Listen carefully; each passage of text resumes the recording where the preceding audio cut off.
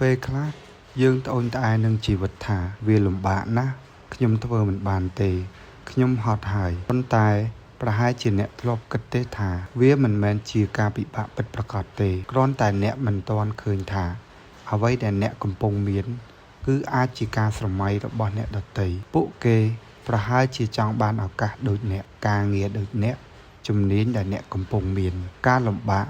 គឺខុសគ្នាសម្រាប់មនុស្សម្នាក់ៗអ្វីដែលអ្នកគិតថាពិបាកអាចជារឿងធម្មតាសម្រាប់អ្នកដែលបានឆ្លងកាត់រឿងលំបាកជាច្រើនមកហើយបើយើងមិនធ្លាប់លំបាកក៏រកភាពស្រណុកមិនឃើញដែរ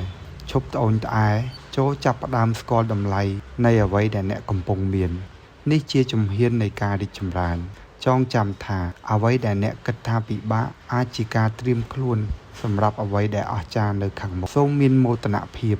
ចំពោះអ្វីដែលអ្នកកំពុងមានអ្នករឹងមាំជាងអ្វីដែលអ្នកជឿជាក់